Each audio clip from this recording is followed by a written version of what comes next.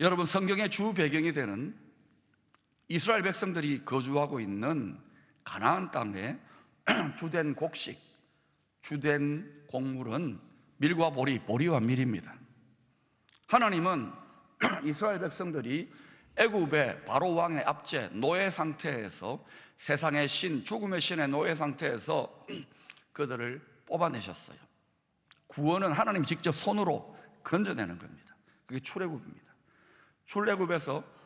출애굽기에서 광야를 통과할 때에 하나님이 아직까지 가나안 땅을 정복하기에는 적어도 한 40년 정도가 지나야 되는데, 그런데 미리 하나님이 다 알고 다 내다보시고 다 계획하시고 무엇이라고 백성들에 가르치냐면, 너희들이 가나안 땅을 믿음으로 정복하고 그 땅에 정착하여 농사를 지을 때에 내가 너희들에게 명령하니까 7가지의 절기, 7가지의 축제, 7가지의 명절을 지키라고 합니다.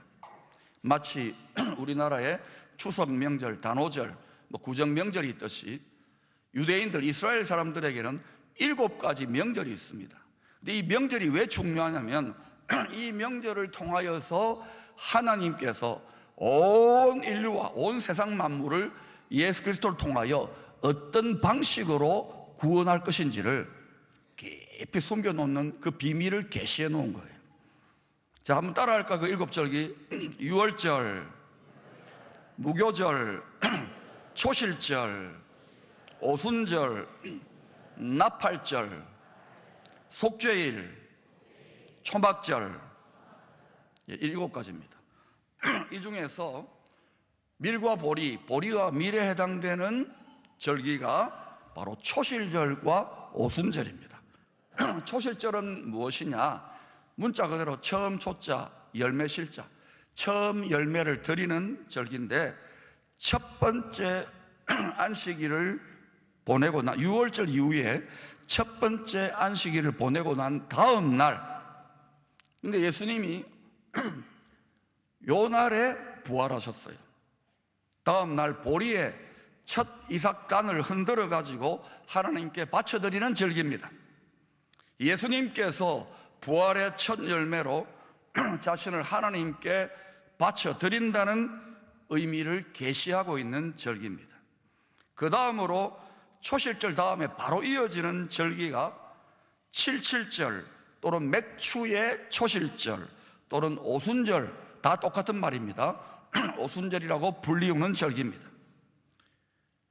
보리 이삭을 흔들어 드리는 열매, 예수 그리스도가 부활의 첫 열매로 자신을 드리는 그러한 초실절의 절기로부터 50일째, 10을 순이라 그럽니다. 5순이면 5순이면 뭐예요? 50일이죠. 오순절날 50일 되는 날 밀의 첫 주스, 이번에는 보리가 아니라 밀의 첫 수확물을 하나님께 바쳐 드리는 절기입니다. 부활의 첫 열매, 초실이 되시는 예수님이 부활하신 다음에 바로 하늘로 올라가지 아니하시고 40일 동안 땅을 두루 다니시면서 예수님을 사모하고 진지하게 주님을 사랑하고 따르는 제자들에게 하나님 나라의 더 깊은 비밀을 부활하신 다음에 가르치셔요. 40일 동안에 사순이죠. 그러고 나서 구름을 타고 하늘로 올리고 가십니다. 그때 주님이 이렇게 말하시죠. 내가 구름을 타고 다시 올 거다. 그러나 너희들은 예루살렘을 떠나지 말고 기다려라, 기도하라는 말입니다. 그래서 120명에 다 달라 빼고 도망갔습니다. 120명만이 예루살렘의 마가의 다락방에서 예수님의 명령에 끝까지 순종해서 며칠 동안 기도했느냐면 열흘 동안, 한순입니다. 그래서 40일 사순과 열흘 한순이 합쳐져 가지고 40 더하기 10 해가지고 오순절날 뭐가 임합니까? 마가다락방에 성령의 불 같고 바람 같은 성령의 대강림이 임합니다. 그러자 그 120명이 하나님의 권능을 받아가지고 다락방을 뛰쳐나와가지고 막 복음을 전하는데, 사람들이 자기 나라 말로 알아들으면서 수천 명이 회개하고 돌아오는 어마어마한 부흥의 역사가 일어나는 거예요. 다시 말하면 오순절날 성령의 강림으로 이방인에 대한 보리추수가 아니라, 보리는 유대인을 상징하는 거예요. 이방인에 대한 밀추수가 본격적으로 시작됩니다. 로마서 9장, 10장, 11장을 살펴보면 보리 알곡으로서의 이스라엘 민족에 대한 구원의 추수와 그리고 밀 알곡으로서의 이방인에 대한 밀추수 구원 사역이 어떻게 전개되는지 하나님의 깊고 깊은 온 인류 세상 만물을 향한 하나님의 구원의 섭리를 비밀스럽게 신비하게 계시하고 있습니다, 바울에게. 자, 처음에 하나님의 구원의 역사, 구원의 말씀과 약속은 하나님이 택한 제사와 제사를 맡긴 대표 선수인 장손 이스라엘 민족을, 보리 알곡인 이스라엘 민족에게 하나님이 구원의 말씀, 율법의 말씀을 맡겼어요. 복음의 말씀을 맡겼어요. 그런데 이들이 처음에 몇 사람들만 아멘 하고 받아들였지, 그 뒤로는 어때요? 마음이 강팍해지고 하나님의 예수의 부활의 복음을 대적하고 멸시하고 무시하게 됩니다. 그 결과로 이제는 어때요? 하나님의 마음이 이방인에게로 향하여서 보리추수가 아닌 밀추수가 본격화되어지는 거예요. 근데 이방인 추수, 밀추수가 가득가득 하나님의 충만한 숫자가 채워지게 되면은 어떤 일이 일어나냐? 주님이 그때쯤 다시 오시는데 심판의 주, 구원의 주로 새로운 하나님의 천국을 만들기 위해, 완성된 천국을 이루기 위해 오시는데 그때 어떤 일이 일어나냐? 이스라엘 민족들에 대한 보리추수가 본격적으로 시작되는 거예요. 그런데 이 모든 세상의 역사와 이스라엘 민족의 역사를 살펴보면 지난 몇십 년 전보다 최근 몇 년 또 지금 계속해서 이스라엘 민족에 대한 보리추수가 전에보다 훨씬 더 빠른 속도로, 달려가는 속도로 진행되고 있는 거예요. 이것은 하나님의 구원의 때가, 예수 그리스도가 오실 때가 점점 다가오고 있구나 하는 하나의 사인이 되는 거예요. 기준이 되는 거예요. 시간표가 되는 거예요. 그러니 여러분, 앞으로 이스라엘 민족 보리추수가 점점 더 많아지면 여러분 어떻게 됩니까? 정말 정신을 차려야 될 때인 거예요. 깨어 있어야 되는 거예요. 이 세상에 미혹당하지 말고 준비되어져 있어야 되는 것입니다. 그리하여 밀과 보리의 대추수, 이방인과 이스라엘 민족의 대알곡 추수가 일어나고 난 다음에 그 모든 알곡입니다. 쭉정이가 아닙니다. 민노라하고 왔다 갔다 하지만 쭉정이가 얼마나 많습니까? 쭉정이가 아니라 알곡 성도들, 순종하는, 온전히 순종하는 알곡 성도들을 하나님은 다 키질해가지고 다 이렇게 구별해서 모아가지고 천국의 곳간에 영원토록 거하게 하시는 것입니다. 오늘 본문은 예수님의 유월절 속죄 어린 양 희생 제물로 십자가에 달려 죽기 위하여 예루살렘 성에 입성할 때입니다. 그때 하신 말씀입니다. 예수님이 예루살렘으로 오신다는 소문을 듣고 큰 무리의 열성 팬들, 광팬들이 있어요. 13절에 나타나듯이 종려나무 가지를 흔들면서 열렬하게 큰 소리로 외칩니다. 경외하는 예수 그리스도 동지여라고 외치지 않았고, 호산나 찬송하리로다, 주의 이름으로 오시는 이 곧 이스라엘의 왕이시여. 여러분, 근데 이 열광적인 광팬들이, 예수님의 팬들이 불과 얼마 뒤에 예수를 십자가에 못 박여 죽으라고 저주하며 고함치고 있습니다. 가짜 소식에, 가짜 뉴스에 선동당해가지고. 어리석은 백성이죠. 천심을 가져야 돼요, 민심이. 그것은 하나님의 마음, 하나님의 지혜와 지식으로 무장해야 이 나라가 세계적인 선진국이 되지, 그냥 얻어지는 건 없어요. 우리가 아직 실력이 너무너무 부족한 거예요. 이 민족의 정신을 이끌고 지혜와 지식을 이끌 만한 지도자들, 성도들이 아직 수준이 너무너무 연약한 거예요. 돈은 조금만 벌었을지 몰라도, 국력은 조금 강해졌을 몰라도 아직은 정신은 너무너무 뒤쳐져 있어요. 1차적으로는 저와 같은 저의 책임입니다. 정신 지도자, 영적 지도자들이 뼈아프게 회개해야 돼요. 사랑하는 여러분, 주님이 원하시는 성도, 알곡 성도는 자기 마음대로, 자기 기분대로, 자기 소원대로, 자기 생각대로 나 좋으면 광팬, 열광적으로 부르짖고 찾는 그런 팬들을 원하는 게 아니에요. 주님, 하나님의 마음, 하나님의 생각, 하나님의 뜻, 하나님의 마음을 생각하는 끝까지 그 길을, 그 뜻을 따라가는 제자들을 원합니다. 여러분은 팬입니까? 제자입니까? 예루살렘에 입성하신 그리하여 말씀하신 오늘 가르침의 요절이 24절입니다. 같이 읽어보실까요? 시작. 내가 진실로 진실로 너희에게 이르노니 하늘의 밀이 땅에 떨어져 죽지 아니하면 하늘 그대로 있고 죽으면 많은 열매를 맺는 자신이 곧 하늘의 밀 알곡으로 땅에 떨어져 십자가에 달려서 피 흘려 죽습니다. 그것을 이 밀의 비유에 들어가지고 내가 이렇게 죽는 것은 망하고 저주를 받아 죽는 것 같지만 아니야. 이 뒤로 나를 믿는 많은 자들이 부활의 열매, 천국의 열매, 구원의 열매, 영생의 열매, 성령의 열매를 많이 많이 맺도록 내가 피 흘려 죽는 거야. 이걸 계시하고 있는 거예요. 그러면 오늘 요절을 중심으로 오늘 본문의 세 가지 가르침을 살펴봅시다. 첫 번째, 하늘의 밀, 그 알곡 열매, 열매는 씨앗입니다. 그 밀 씨앗을 반드시 땅에 떨어져야 한다는 것입니다. 여러분, 아무리 좋은 알곡 열매, 아무리 좋은 하나님의 말씀의 약속을 받아놓은 좋은 씨앗이라고 하더라도 허공에 매달려 있거나 유리병 속에 들어가거나 우리 밥통 속에 들어가면은 열매 못 맺습니다. 하나님은 이 세상 만물이 첫사람 아담의 범죄로 말미암아 사람의 마음이 부패해지고 하나님의 생명의 법을 떠났는데 땅이 저주를 받아요. 흙이 저주를 받아요. 그리고 우리도 걸어다니는 흙이고 걸어다니는 땅입니다. 살아있는 땅입니다. 이 땅이 저주를 받았기 때문에 우리도 망하고 죽잖아요. 그것처럼 이 우주 만물에 살아있는 땅도 죽어가고 있는 거예요. 물리학자들은 이것을 엔트로피의 법칙으로 이야기하고 있어요. 점점 이 우주 만물과 인간은 우리가 죽어가듯이 이 세상도 영원토록 번창 영광스럽게 이 세상 만물이 그렇게 가지 않습니다.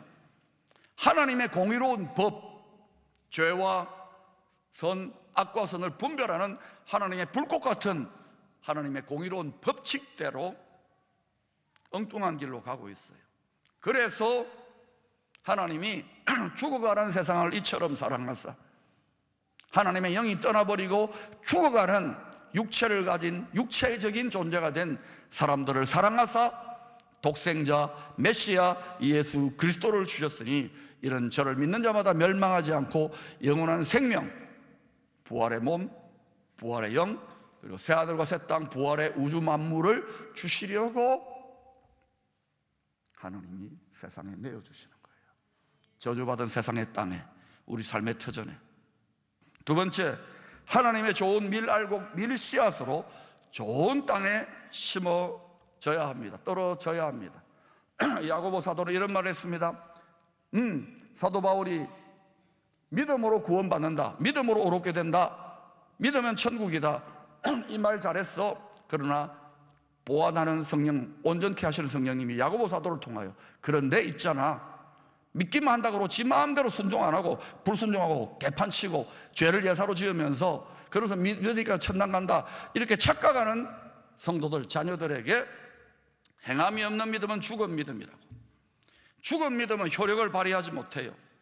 죽은 믿음으로 천국 갈까요? 죽은 사람이 사람 구실할까요? 죽은 믿음이 믿음 구실할까요? 그러니 여러분, 믿음의 완성은 순종입니다. 여러분이 천국을 보장받고 천국을 확신하는 길은 믿는 것이지만 온전한 순종을 통하여 온전한 담대함과 확신 가운데 거하게 되는 거예요. 요거는 순종하고 요거는 불순종하고 이러면요 헷갈립니다. 어느 때는 천국 갈 것 같고 어느 때는 못 갈 것 같고 그렇잖아요. 그러지 마세요. 경상도 표현으로 할까요? 아싸리하게 단디 그렇게 하십시오. 세 번째로는 좋은 밀씨앗으로 땅에 떨어지면 그 땅 자체가, 하나님의 마음밭 자체가 썩을 것은 썩게 하고 죽을 것은 죽게 하고 살릴 것은 살리고 새롭게 할 건 새롭게 해서 부활의 생명의 많은 열매로 맺게 해요. 그러니 여러분, 우리가 어디에 심어져야 되는지 알고고로 하나님의 마음밭에 심어져야 됩니다.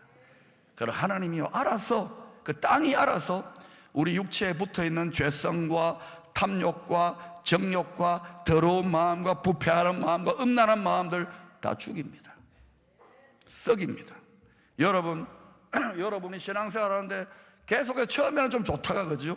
처음에는 막 세술에 취한 사람처럼 좋다가, 처음에는 좋다고 막 좋다 그러니까 막 걸어가다가 어때요? 계속해서 속 썩고 죽을 것 같은 느낌이 드는 분들이 있지요. 한 번만 아멘이네. 나머지는 천국입니까? 설교 끝? 있지요? 있지요. 정직해야지 하나님 앞에. 여러분, 왜 그럴까요? 썩이는 거예요. 썩을 것을 썩게 하고 죽을 걸 죽게 하는 거예요. 이 과정에 땅에 심어졌으면 씨가 여러분 땅에 심어졌다 해보십시다. 그러면 어때요? 썩고 죽어야지 나겠지요. 그러니까 여러분, 우리가 씨로 심어졌어요. 알곡으로. 그러면 어때요? 껍데기가 죄성이, 정욕이, 음란이 막 벗겨지는 거, 이게 얼마나 힘들겠습니까? 썩어요. 죽어요. 그래서 기다림과 인내의 과정이 필요한 거예요. 사도들은 이것을 완전히 통달하고 알았기 때문에 인내를 온전히 이루라, 기쁨과 감사함으로 인내하라, 참고 기다리라, 그렇게 말하는 거예요. 그런데 우리 한국 사람들도 성격이 급해요. 옛날에는 안 그랬는데 빨리. 그러니까 어때요? 인내와 참음을 어떻게 기도하느냐? 하나님 아버지, 인내를 주시옵소서. 오래 참게 도와주시옵소서. 어서 빨리 주시옵소서. 참아야 돼요. 온전히 인내하는 사람은 기쁨으로. 왜? 이 인내와 기다림 뒤에 우리의 썩을 것들, 더러운 것들, 정욕적인 것들, 불순종하는 것들 다 죄성은 태워버리고 녹여버리고 죽여버리고 썩게 하고 난 다음에 하나님이 기뻐하는 많은 부활의 열매, 성령의 열매, 구원의 열매, 천국 축복의 열매를 거두게 하십니다. 고린도전서 15장 20절은 이렇게 말씀합니다. 그러나 이제 그리스도께서 죽은 자 가운데서 다시 살아 부활하셔서 잠자는 자들의 첫 열매가 되셨도다. 하나님 보시기에는 모든 사람들은 다 죽어도 잠자는 것입니다. 영원히 잠자는 것이 아니라 잠깐 동안 때가 될 때까지 잡니다. 잤다가 깨어날 때가 있습니다. 깨어나면 어떻게 될까요? 깨어나는 사람은 두 가지로 깨어납니다. 하나는 상급의 영생의 부활로, 하나는 형벌의 부활로 잠에서 깹니다. 한 번 죽는 것은, 한 번 잠자는 것은 사람에게 영원한 것이지만 그 후에는 심판이 있습니다. 여러분, 노후 대책 중요합니다. 사후 대책 세우십시오. 은퇴 후 대책 중요합니다. 영생 대책 세우십시오. 절대로 가서는 안 되는 형벌의 장소, 원수 마귀 사탄이 가야 될 장소에 물귀신처럼 끌려 들어가면 안 되는 거예요. 사랑하는 여러분, 그런데 23절에 주님이 요상한 말을 하십니다. 예수께서 대답하여 이르시되 인자가 영광을 얻을 때가 왔도다. 자신이 지금 십자가에, 땅에 떨어져 십자가에 매달려 피 흘려 죽는데 영광의 때, 승리의 때, 위대한 영광의 때라고 선언합니다. 여러분 같으면 자신이 살이 찢기고 피가 흘리고 비참하게 죽을 때 그걸 영광의 때라고 외치겠습니까? 주님이 겁나가지고 두려워 벌벌 떨고 있습니까? 아닙니다. 영광이로다. 십자가 무한 영광일세. 이 찬송은 아무나 부를 수 있는 게 아니에요. 십자가의 비밀을 깨달아야 되는 거예요. 십자가가 세상 사람들에게 미련해 보이고 어리석어 보이고 한심해 보일지는 몰라도 그를 진실로 믿고 깨달은 자에게는 십자가는 영광이고 하나님의 지혜요 하나님의 능력의 덩어리입니다. 사랑하는 여러분, 십자가가 영광이에요. 자기 십자가가 영광이에요. No cross, no glory. No cross, no crown. 십자가 없이는 멸류관 없어, 상이 없어요. 천국만 가면 된다고요? 천국은 완전히 개청사회인데 하늘의 영광으로 크고 무거운 십자가를 진 자들에게는 더 크고 무거운 황금의 왕관과 멸류관을 씌워주지만은 십자가를 팽개치고 요리조리 빠져나가다가 부끄럽게 구원받은 자들은 어떤 모습일까요? 영원토록 지혜자가 되시기를 바랍니다. 헛똑똑이 되시기 마시기를 바랍니다. 자기 십자가를 지고 가는 것이야말로 이 정신없이 우리를 떠내려가게 만드는 이 시대를 이기는 영유하며 하나님의 전능의 능력, 뱀과 전갈을 짓밟는 하나님의 전능의 능력에 근원이 된다는 사실을 기억하시기를 바랍니다. 여러분이 걷어차고 팽개쳤던 십자가, 무겁고 힘들고 고통스럽다고 팽개쳤던 십자가, 눈물 나고 한숨 난다고 생각했던 십자가를 다시 짊어져야만 하는 것입니다. 그래야 부활의 능력, 전능의 능력으로 여러분 살아갈 수 있는 거예요. 고린도후서 1장 8절에 사도 바울이 이런 고백을 했습니다. 힘에 지나도록 심한 고생을 받아 살 소망까지 끊어졌다. 하나님을 너무너무 사랑해서, 주님을 너무 사랑해서 자기 십자가를 지고 죽기까지 영광스럽게 따라갔습니다. 십자가의 비밀을 알았는데 이런 사도 바울이 하나님께서 온갖 시련과 고생과 핍박과 고난 가운데 그냥 던져놓는 거예요. 근데 바울이 징징거리면서 불평하고 원망하지 않았습니다. 기쁘게 넉넉하게 감사함으로 이겨내는 그러한 바울인데도 속이 썩어내렸어요. 살 소망이 끊어졌다는 말은 차라리 죽이세요. 하나님, 죽고 싶었다는 거예요. 버림받았을까요, 바울이? 오히려 가장 하나님 기뻐하시는 최전방의 믿음의 선한 길을 열다 보니까 더 많이 썩고 더 많이 죽는 거예요. 하나님은 죄에 대해 죽은 자를 통하여 열매를 맺습니다. 그러나 죽고 썩는 정도가 다 달라요. 더 많이 사랑하는 자, 더 크게 기대하는 자, 더 많은 열매를 거두려고 하는 자는 더 죄성에 대해 죽이십니다. 더 시련과 환난과 어려움을 그대로 내버려 두시고 완전히 속이 썩게 만드십니다. 사랑하는 여러분, 더 많이 죽을수록 더 많은 열매를 맺습니다. 이런 말 하지요. 이야, 참말로 내 성깔 많이 죽었다. 왕년에 아니랬는데 너! 그 성깔, 그 더러운 성깔, 그 못된 성깔 더 죽어야 됩니다. 완전히 죽어야 됩니다. 여러분 이런 말 하잖아요. 참말로 내 속이 썩어 니 때문에. 너! 완전히 썩어서 문드러져야 됩니다. 여러분 지렁이를 밟으면 왜 꿈틀대는지 아십니까? 덜 죽어서.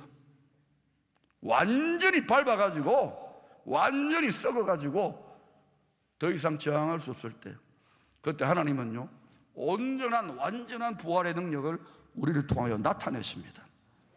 여러분 이거는 가장 기본적인 제1의 계명에 속해요. 생명을 다하여 사랑하라. 요거 하나를 못 뛰어넘으니까 열방에 수많은 수십억의 하나님의 백성들이 있더라도 열방을 축복할 만한 월드 클래스 크리스천들, 열방을 이길 만한 하나님의 대장부들이 너무너무 적은 거예요.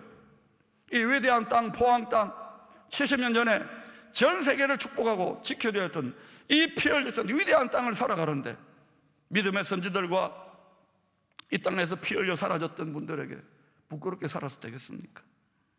사랑하는 여러분, 가장 큰 능력이 뭐냐고요? 예언을 하고 치료를 하고 이런 게 아닙니다. 부흥하고 이런 게 아닙니다.